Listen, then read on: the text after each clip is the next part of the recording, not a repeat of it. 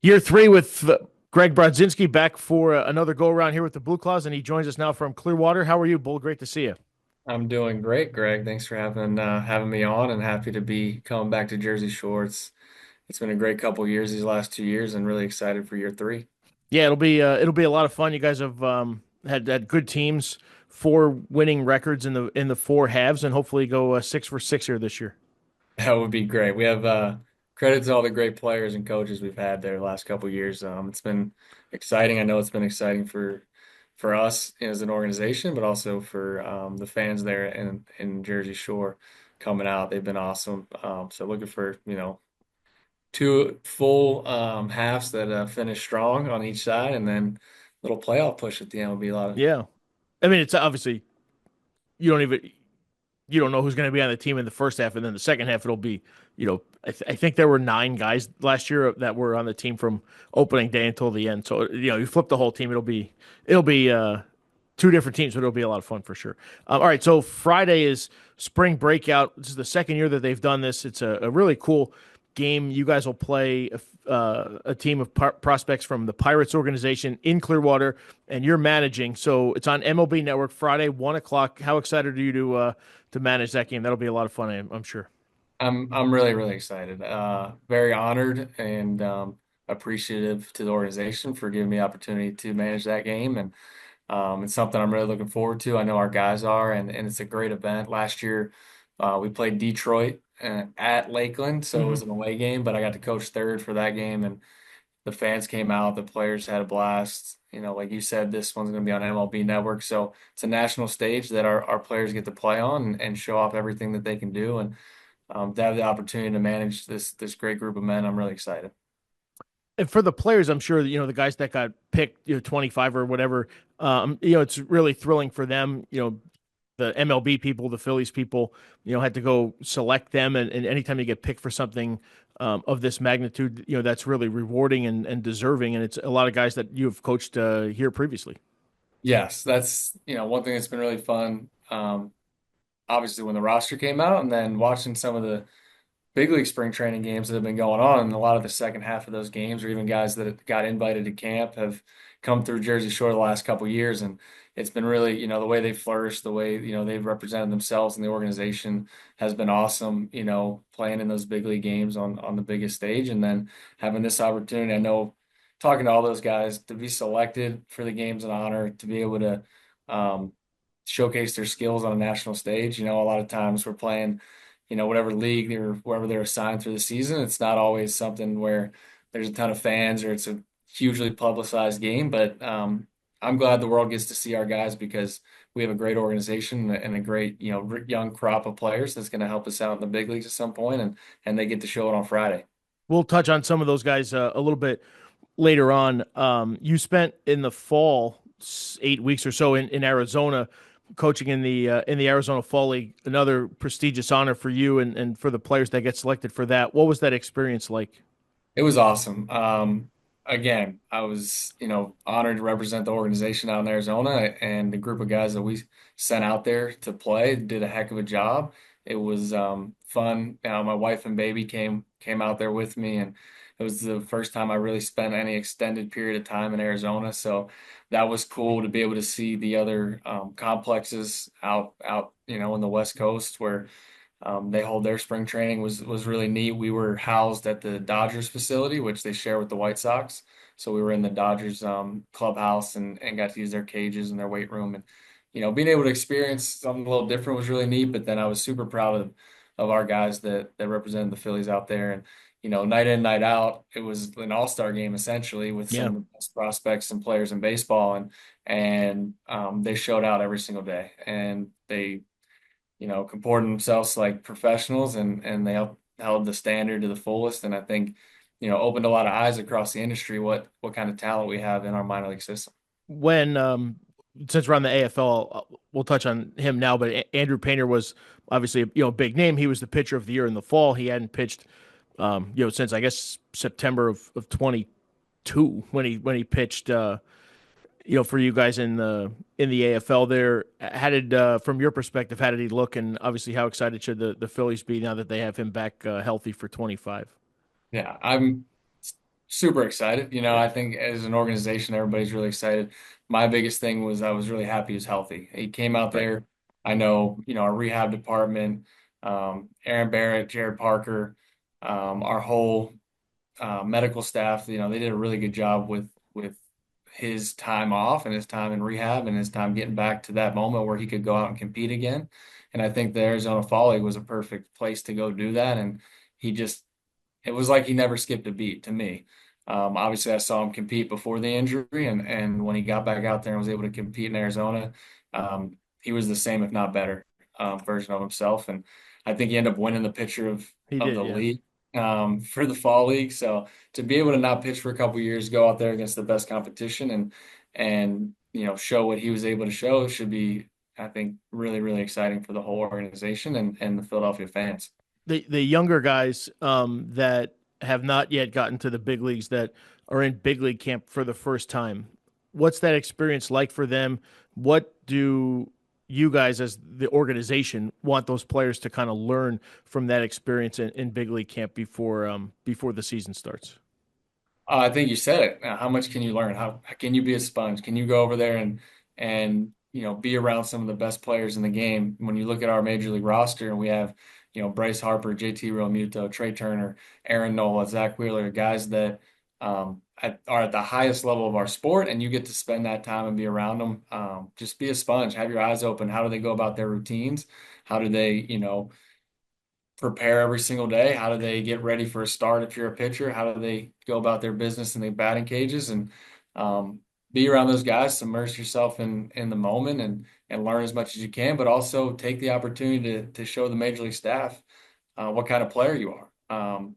Those guys have a really unique opportunity to catch the eye of a big league manager, and they all earn the right to be over there. The guys, they got invited to go to big league camp, and I think um, when you're over there, all it takes is one play, you know, something you do well in drill work, the way you comport yourself in the clubhouse, the way you introduce yourself to the major league manager. All it takes is one moment to kind of leave the lasting memory in the staff's brain to be like, hey, we need a guy. It's August. You're having a great year, and no matter where you're at in an organization, if they think you can make an impact on the major league roster, they're going to come get you. And I think we've seen that over the last couple of years, and I think they've all done a heck of a job. I know I've been really proud. We've been really proud as an organization of what that younger group has done over there in big league camp.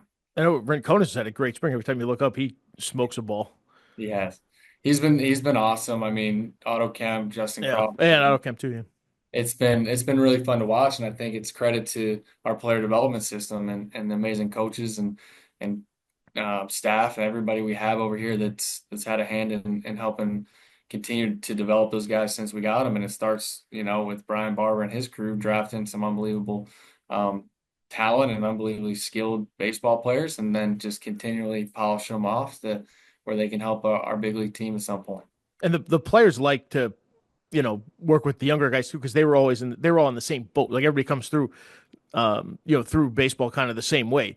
In the minors, you get some spring training exposure with the big league level, back to the minors, and then work your way up. So they all came through the same way that these younger guys do. So they're all really good with the younger players. They are. And we have a veteran group over there, I would say. And Yeah, the best part about I think that group and what makes that clubhouse so strong is the people in that locker room. And I've heard countless stories, and I'm not going to get into specifics, but of those older guys taking the younger guys under their wing and kind of helping them, being there to answer questions, being able to, show them the way to do certain things, and that's cool because you don't always get that in this game where, you know, the guys who are essentially coming for your jobs at some point, eventually, yeah. and being there and taking care of them like our guys do. I think it's a lot of credit, to Tom's, a lot of credit to that those guys in that clubhouse to make the young crop of talent coming up feel really comfortable when they go over there. All right, before the minor league games start, which I guess is in a couple of days, what's a day in the life like for you at spring training? I'm very routine oriented, I'd say. Obviously, we get our schedule and everything's planned out. A lot of, what we're doing now is, some individualized work, some team work, some fundamental stuff, and getting into live BPs. We've done some inter squads the last few few days. But I usually, I like to get to the field, the complex early and get my own workout in. So it's usually about a 5:30 wake up call and kind of get over here around 6:30, get in the weight room. I like to run, so I can either run outside because the weather down here has been beautiful, or get on the treadmill, get a little workout in, and then grab some breakfast, get ready for the day, and we usually start pretty early. We've had really good sessions of early work with our coordinators, especially I've been doing a lot with the infield, some with the catching and the outfield work. So we'll more individualized early work where we'll grab two, three guys. If you get 10, 15 minute time slot, we'll go through that and then, start the day. And, you know, KB and Worm do a great job of, grouping these guys up to where they're coming through and it's good flow. And, they'll get, whether it's a fundamental for that day, we'll kind of mesh into some cage work. So then they're in the cage and then they come back out. And as a coach, you're usually kind of in your area, but then you're floating and helping out where, the hitting guys kind of handle the cage and then I'll throw a group on the field. And everybody's kind of got their head on the swivel during spring training just because there's Because so many bodies and you got 4.5 fields, right? Because you have that. Do they still yeah. use that other field across the street? Yep. Yeah. Well, Okay. there's two on the other side, but we haven't made it over to Joe D yet with Okay. training. But there has been spring trainings in the past where we'll send a couple groups over there because just the sheer numbers and being able to have enough space for these guys to get their work in. But yeah, so then depending on how the workflow in the morning goes, there'll either be live BPs where it's an opportunity to kind of see the guys compete, or we'll have some inter squads like we had the last couple of days getting ready for these games. And as a manager, you want to kind of lay eyes on guys that you think you might have over the year, or guys you've had in the past, and you know formulate your own opinions, or coach where you can, or be able to help out. And that's where a lot of like the game and the baseball 101 stuff comes into play, especially with the younger group, because and those inter squads and the game stuff will come up that'll happen during the season. So if we can talk about that stuff now and equip these guys to be ready to go compete, then that's what we're trying to do. How much is like meeting time? Not amongst the staff, but just like you guys with the players to go over drills or policies or all that stuff. Yeah, well, thank goodness we've done a really good job of that as well, and credit to obviously the people who scheduled the days, because Hmm. when I was playing, we'd have a different meeting every day and it would go on for 2 weeks, and that would start. How they kind of did this year was they crunched it into 2 days. So the players had two longer days of meetings, but it kept all the meetings to a couple of days. But in terms of, on the baseball side of things, um, as much as we can get the groups together and touch on, hey, here's what's important on the hitting side or the catching side. A lot of that's taken care of in the morning prior to them getting out on the field and getting active, so that they can kind of lock it in. They can either know what's going on for the day, or and take that into that, or like, hey, we're going to get these guys before they get out moving around so they don't move and then sit down again. But a lot of the meeting stuff happens in the morning, and then we go from there. And the flow's been really good. It's been a great spring training, and I think we've done a really good job of balancing the two. So a spring training game day, let's say it's on the road. Do you guys do everything at your place and then bus over? Tampa's what, 20 minutes, Dunedin's Yeah. 5, Lakeland's probably what, 40. You do everything at your place and then bus over like an hour before. How does what's a day for a road game day? Yeah, we'll, get a great work day in over here at the complex, especially because everything's pretty close. And the teams that will go on the road and play will usually take an infield, outfield wherever we're going. So whether it's Dunedin or Tampa, Lakeland, and so like they'll hit here, and they'll either do just in the cage or they'll do cage and we'll hit in the field, get their defensive individual work in, and then get some food, hop on the bus, head over there, take a team infield, outfield, and then get ready to play. So those will start in the next well, I guess there's one today Yeah, I think in Dunedin officially and March then 17th, yeah, officially. then We'll have the next in the obviously next the couple of days. breakout game, and then there's a couple games with the Blue Jays this week. But All right, here's one. How does a player that's not in big league camp but is in minor league camp, how do they find out that they're going to be with the big league team for a day? Be it a road game or walk up the street, to the home game. Because I imagine for some of those guys, that's got to be pretty cool. Like Arun Escobar, He was in the lower levels last year. He gets a chance to play the other day, hits a home run in the big league spring training game up at Baycare Ballpark. That's a really awesome moment for him. How Yeah. does he find out? How do those guys find out that they're going to go up to the big league team for the day? Yeah. He also turned a really nice double play as well. Well, there you go.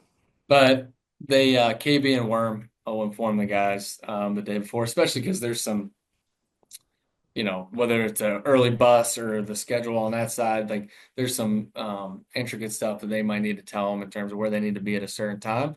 But yeah, usually a lot of these guys, when it's the first time, they'll bring them in, they'll bring them in the office and tell them, hey, you have an opportunity to go over there and kind of go show what you can do and enjoy it. A lot of the players that we have now are kind of at the point where they have at least done it one time. Hmm. And uh, I think it's cool every single time they get to do it. You can see like when they find out the kind of joy that they have that they get to go over um, and play on the big league side and show what they can do. So, but yeah, like especially some of the first ones, they bring the guys in and our field coordinator, Kevin Bradshaw and Worm, Keith Worman will sit the guys down and let them know. You got when you played, you were a catcher. So how are the catchers hanging in there now that we're getting into mid March and those bullpen sessions aren't 20 pitches, but they're 50 pitches? How are all those catchers hanging in there? They're doing good. They're doing really good. And, a lot of these guys have been down here since January, whether they were at HP camp or mini camp prior to spring training. So I think, we've been able to do a really good job of kind of managing these guys' workload in terms Because of what they get the short end in spring training. they do. And Yeah, it as a is what it catcher, is. Yeah. that's kind of part of what you do. And you know that going into it, sometimes you might miss out on your on-field BP that day, or you won't get as many at-bats and lives, but you're there to catch and take care of your pitching staff. And I think that's one thing that we try to ingrain in these guys that, the importance of the pitcher-catcher relationship and why you're here. And, you're going to get your opportunity to hit and you'll have fun on that side of the ball. But, when it comes to catching and being there for your guys is really important. And these guys are hanging in though. We have a really good group. I think, Joe Mangiamelli, the catching coordinator, has done a really good job of kind of tracking how many each day. So not one guy gets crushed with 10. And he's been able to kind of evenly disperse all these bullpens and live BPs. And the guys are hanging in there. Some of the days you can tell, like, hey, we got to give them a little kick in the butt, get them going, but they snap right back into it. Our catcher's been working their butts off. I'm really proud of them. Yeah, I remember interviewing Jordan Disson last year, and we were just talking about some of the pitchers, and he would just like roll through. I wasn't even asking, but he would just roll through like 15 because you would have 18 pitchers on the staff, and he would have to know, he would know all the good stuff, the bad stuff for every single one. Where do they like to throw the ball? How do they attack different types of hitters? And it was just all in his head, and it was quite impressive. And I can only imagine, how many different pitchers he had caught over the course of the year, including the spring. And yeah, those guys do an amazing job. Yeah, no, and that's what's important about spring training is how many different guys you can get around, right? Because no one knows exactly Sure, who you're what going to the see this year? Yeah, season or who you'll get, but as much as we can um, get these guys around, even if it's a higher level guy with a younger level catcher, he'll learn something in that bullpen and he'll be able to take that into what he's doing. But as many different guys as we can get our catchers to catch as well, they're more prepared when we get into the season. he said unfortunately he's injured, but he said the worst pitch that he had to catch all year was pond splitter Mm. because he had no idea where it had no spin, it could bounce anywhere. But unfortunately he's hurt, but he'll get back out there in 26. All right, so third year managing now. What as you go into year three, you've managed 250, 260 games now. With the BlueClaws, what did you learn by like the end of year two or whatever that you wish you kind of knew going into year one? Is there anything that how are you a better manager now than you were when you first started? Because you can get all the training and talk to everybody, and there's no substitute for doing it, of course. Um, it's a great question. I think I'm always trying to evolve, always trying to get better, and in this game you learn something new every day, and you can take something from pretty much anybody, right? Everybody has something to offer. So I would say a few of the things that I wanted to clean up, especially after the first year and now after the second year, and in terms of just some streamlining the process with the staff once we get up there. And I think that's one thing we're doing a better job this year of. And spring training would be crazy, right? I could be managing a field, but the hitting coach might be in the cage, the pitching coach Hmm. is with guys in the bullpen, and you're never um, Together. completely together as a Yeah. staff. So when you get up there and it's opening night and there's certain things, especially as a manager that I like to be done a certain way. You can communicate that as much as you want, then you actually have an opportunity to do it. I think this spring training has been a focus of, hey, how much can we be together as a staff and have that feel and the flow of what it's like in a game, so that when we hit the ground running beginning of April, then that'll be pretty seamless. I think learn how to deal with some of the tough stuff that goes on. I mean, we've had some things happen with players throughout the season that you just don't expect as a Hmm. manager, and you don't know how to react or kind of handle those moments until you go through it. Like we had a player lose his father unexpectedly last season, and you got to deal with it in the moment. And I think you grow and you get better for that.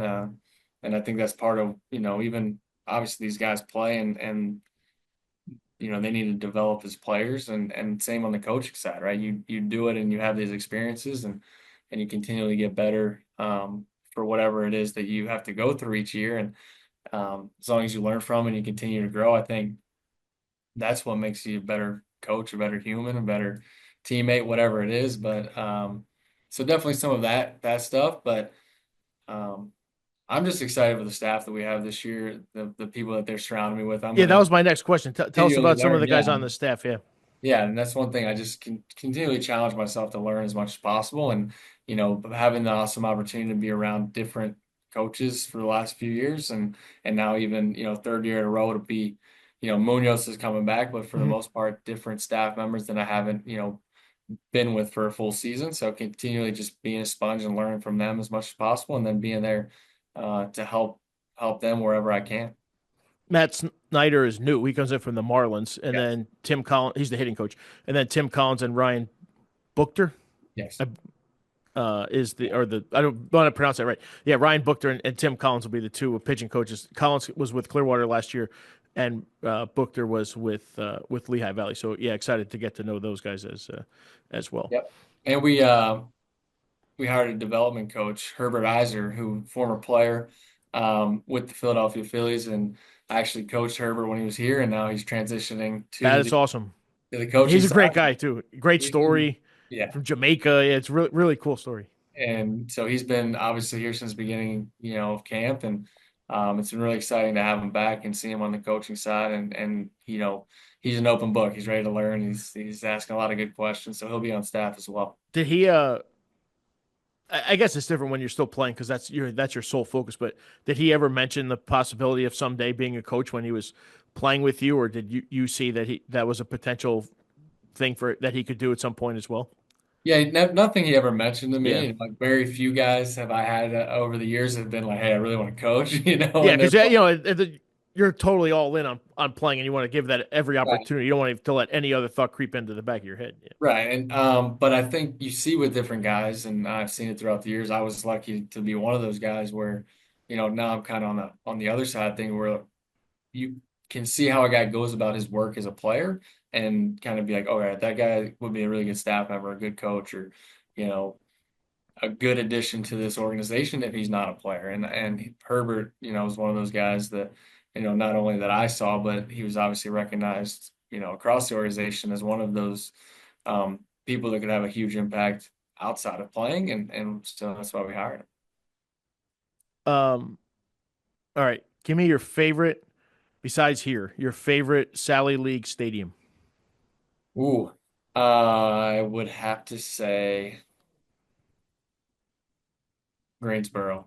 Greensboro is fun because our hitters love it. Yeah. It's ball Yeah. flies, I it's don't. I don't all blame over the him. park.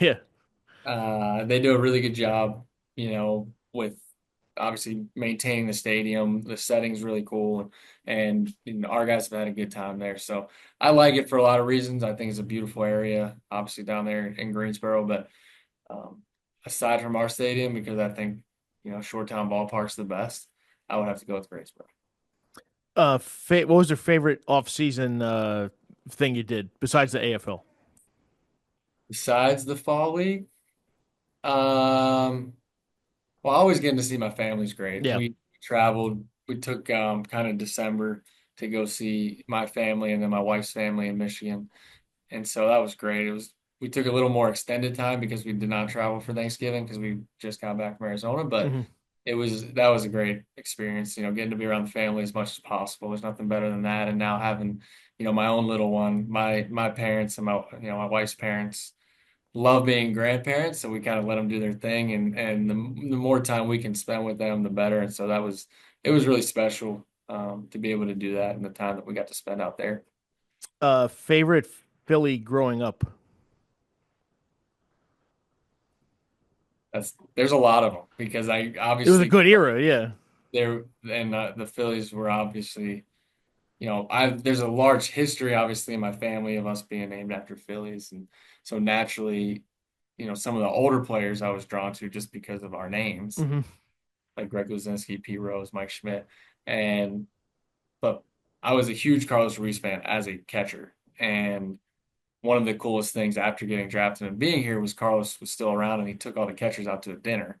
So I went from growing up watching this guy, catch the last out of the World Series to sitting with him at a restaurant, and he was just a normal guy who was really loving and took really good care of us. Like we talk about, some of the veteran guys taking care of our young guys now, and Was it's that when something. you were playing Mhm. or early coaching? No, that's when I was playing. Oh, So okay. first year, because I helped out in spring training, and so all the catchers that helped out in spring training, he took them out to a dinner, and so that was really neat. But obviously Ryan Howard, Jimmy Rollins, Cole Hamels were guys that, and actually Cole's going to be an honorary coach for the um, Oh, breakout breakout. game. Oh, is he? No, I know he's down there. Yeah, so that's going to be really neat because I'll be able to say, hey, Cole Hamels was my pitching coach one That's day. awesome. Um, but no, I mean, I was also a big fan of their managers throughout the years because naturally I've always liked coaches. I liked watching and Sure. listening to managers. And so being able to meet Charlie Manuel, Larry Bow was out here today at the fields when we were getting some work in. So it's been really neat. But if I had to pick one player, I would say Carlos Ruiz because being the catcher and like he was a Yeah. fan favorite. Everything that he did, he did it for the team. It felt like, and then when I got to meet him, it's like when you meet one of your idols growing up and they're just as awesome as you thought they'd be. That was pretty special. And then give me your favorite BlueClaws uniform look.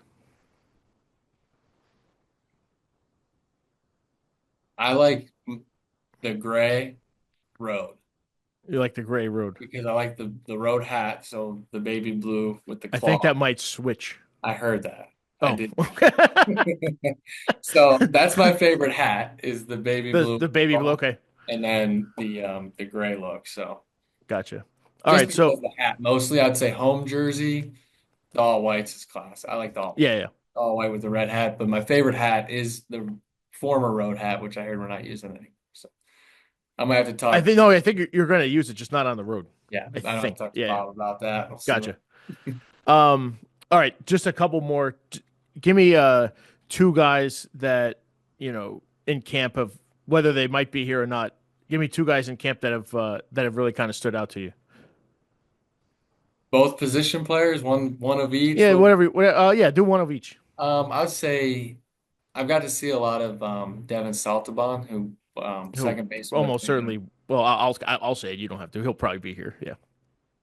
We don't know that for sure Yeah. yet. We don't know. Nobody knows anything Um, for sure. Yeah. he's been really fun to watch. I didn't have a lot of time around him last year besides a little in spring training, and he's taken immense strides defensively. The work that he's put in with Adam Everett and with Marty Malloy down there in Clearwater last year, it showed up because Mhm. he's from what I saw last year to now, it's been really impressive. He's always been able to hit, and he's done that all camp, and he looks great like for a high school guy in the draft. He's very physical and it's just does a lot of things really well. So he's been fun to watch on that side of the ball. And I've had the opportunity to do, like I said, a lot more infield during this camp. So just getting to know him and he's one of those guys that can change the game at any moment. So that's been exciting. And then say Alex McFarland. He's a Mhm. pitcher that Coming back from coming back surgery. from Yeah. injury. Yep. So we had got him, and then he's been hurt kind of as long as I've known him. I knew a little bit about him, saw some video, but he finally is back throwing live, and he's been competing in the live EPs and inter squads, and it's electric. So it's good to see a guy that has a lot of upside and a lot of talent and ability finally be healthy again and go out there and compete. He stood out. Mavis Graves, who I didn't really Hmm. see last year a lot too. Same thing. He was in Clearwater all year, left-handed starter that seems like he's made a lot of big strides in terms of the way he's filling up the strike zone, and it's an interesting look from the left side, and that's been so. Some of the guys that I didn't have an opportunity or didn't come up to Jersey Shore last year that I've been around a little bit more often here in camp have been fun to watch. Now, don't let that. We have a lot of really good No, players. no, no, no, no, no. Of course, of I mean, course. Yeah, I could rattle yeah. I know, I off know. 20, 30 guys, but that's what excites me about Friday is that I don't think we get enough respect as an organization in terms of the talent we have in our minor league system. I think people are starting to kind of look our way a little bit, but I think you get respect at the high end, but I don't think people appreciate the depth. yeah, Yeah. I think it's a lot deeper than people may see or the ratings or whatever the rankings. But so as many times and as these guys can kind of showcase themselves on a national stage, I get excited for it because we got a lot of really good players here. Well, this is my opinion, not. I'm speaking for me here. The way they do these things is that they focus, and I get it. There's like 30 organizations, and you and I are concerned with one. So I'm sympathetic to that. But the way they do these things, it's like they treat the players that are in the so-called like top 100 as the guys to follow, and then it almost seems like that everybody else was playing like beer league softball, and they just come out of nowhere. Like, well, maybe they didn't really come out of nowhere. Maybe just because you weren't talking about them or thinking about them doesn't mean that they're coming out of that they're coming out of nowhere. You just happen not to be talking about them. So that's me. You don't need to speak to that. But yes, I agree with you. The way they kind of do it is a little weird. A little weird sometimes. But anyway, that's all I got for you. I kept you longer than I said, but I appreciate a few minutes. And you guys are flying up here 3.5 weeks or whatever from now, so we can't wait to get you here. Um, 29th will be up there. yeah, Reading on the 1st, Yes, which would be cool, and that'll be good. then April 4th in Yep, Hudson Hudson Valley. Valley, and April 8th here against Aberdeen. So can't wait to see you and enjoy the rest of the spring.